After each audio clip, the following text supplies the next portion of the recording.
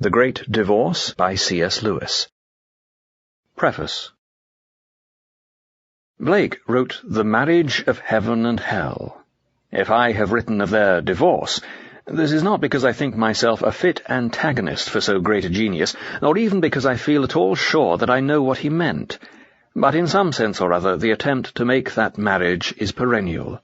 The attempt is based on the belief that reality never presents us with an absolutely unavoidable either-or, that, granted skill and patience, and, above all, time enough, some way of embracing both alternatives can always be found, that mere development or adjustment or refinement will somehow turn evil into good, without our being called on for a final and total rejection of anything we should like to retain. This belief I take to be a disastrous error. You cannot take all luggage with you on all journeys. On one journey, even your right hand and your right eye may be among the things you have to leave behind. We are not living in a world where all roads are radii of a circle, and where all, if followed long enough, will therefore draw gradually nearer and finally meet at the centre. Rather, in a world where every road, after a few miles, forks into two, and each of those into two again, and at each fork you must make a decision. Even on the biological level, life is not like a pool, but like a tree. It does not move towards unity, but away from it, and the creatures grow further apart as they increase in perfection. Good, as it ripens, becomes continually more different not only from evil, but from other good. I do not think that all who choose wrong roads perish, but their rescue consists in being put back on the right road. A wrong sum can be put right, but only by going back till you find the error, and working it afresh from that point, never by simply going on. Evil can be undone, but it cannot develop into good. Time does not heal it. The spell must be unwound, bit by bit, with backward mutters of dissevering power, or else not. It is still either-or. If we insist on keeping hell or even earth, we shall not see heaven. If we accept heaven, we shall not be able to retain even the smallest and most intimate souvenirs of hell. I believe, to be sure, that any man who reaches heaven will find that what he abandoned, even in plucking out his right eye, was precisely nothing. That the kernel of what he was really seeking, even in his most depraved wishes, will be there, beyond expectation, waiting for him in the high countries. In that sense it will be true for those who have completed the journey, and for no others, to say that good is everything and heaven everywhere.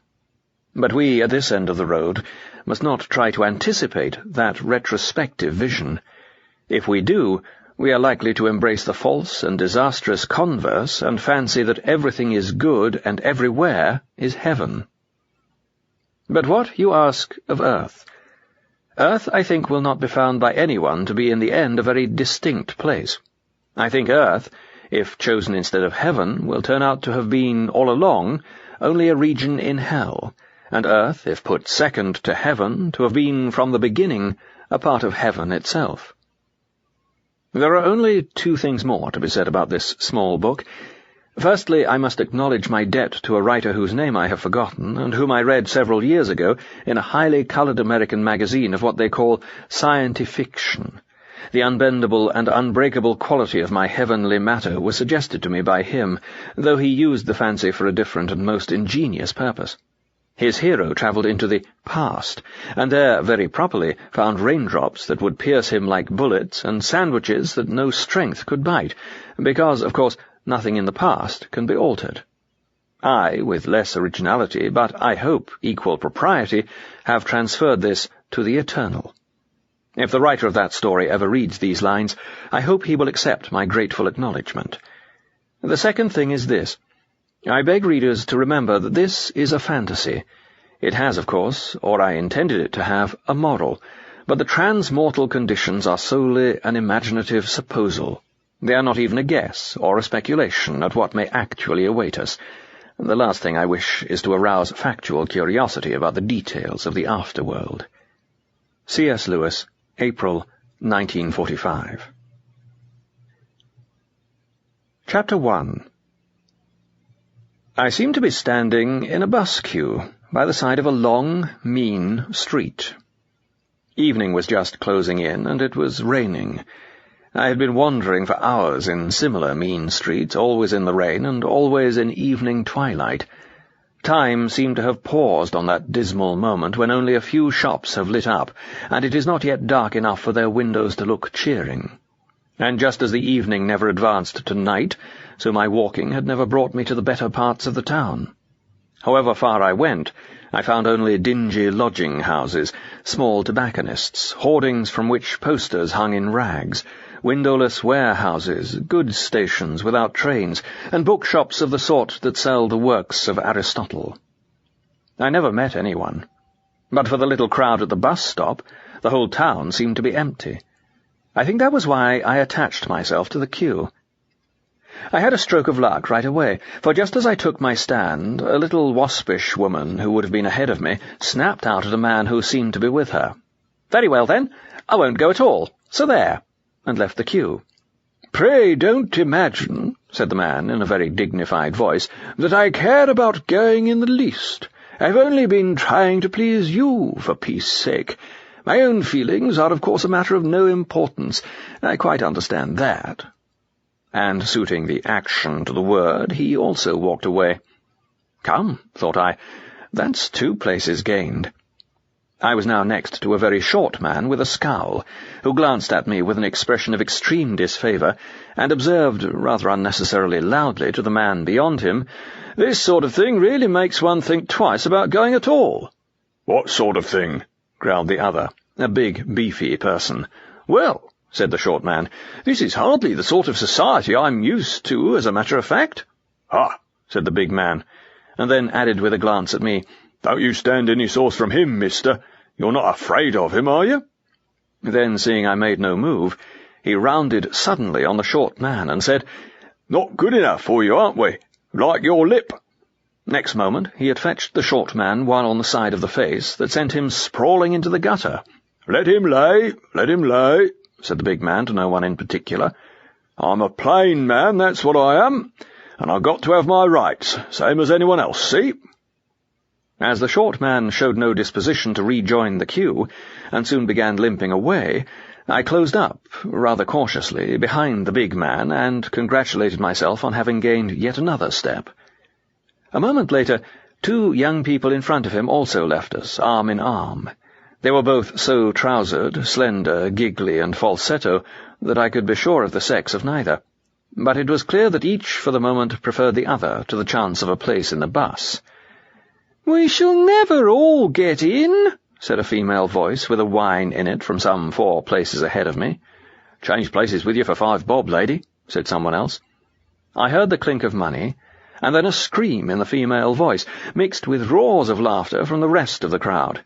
The cheated woman leapt out of her place to fly at the man who had bilked her, but the others immediately closed up and flung her out. So what with one thing and another, the queue had reduced itself to manageable proportions long before the bus appeared. It was a wonderful vehicle, blazing with golden light, heraldically coloured. The driver himself seemed full of light, and he used only one hand to drive with. The other he waved before his face as if to fan away the greasy steam of the rain. A growl went up from the queue as he came in sight. "Looks as if he had a good time of it, eh? Bloody pleased with himself, I bet." "My dear, why can't he behave naturally?" "Thinks himself too good to look at us. Who does he imagine he is? All that gilding and purple, I call it a wicked waste. Why don't they spend some of the money on their house property down here? God, I'd like to give him one in the ear-hole." I could see nothing in the countenance of the driver to justify all this, unless it were that he had a look of authority, and seemed intent on carrying out his job. My fellow passengers fought like hens to get on board the bus, though there was plenty of room for us all. I was the last to get in. The bus was only half full, and I selected a seat at the back, well away from the others. But a tousle-headed youth at once came and sat down beside me. As he did so, we moved off. "I thought you wouldn't mind my tacking on to you," he said, "for I've noticed that you feel just as I do about the present company. Why on earth they insist on coming, I can't imagine. They won't like it at all when we get there, and they'd really be much more comfortable at home. It's different for you and me." "Do they like this place?" I asked. "As much as they'd like anything," he answered. "They've got cinemas and fish and chip shops and advertisements, and all the sorts of things they want. The appalling lack of any intellectual life doesn't worry them. I realized as soon as I got here that there'd been some mistake. I ought to have taken the first bus, but I've fooled about trying to wake people up here. I found a few fellows I'd known before and tried to form a little circle, but they all seem to have sunk to the level of their surroundings. Even before we came here, I'd had some doubts about a man like Cyril Blellow. I always thought he was working in a false idiom, but he was at least intelligent. One could get some criticism worth hearing from him, even if he was a failure on the creative side. But now he seems to have nothing left but his self-conceit. The last time I tried to read him some of my own stuff— but wait a minute, I'd just like you to look at it. Realizing with a shudder that what he was producing from his pocket was a thick wad of typewritten paper, I muttered something about not having my spectacles, and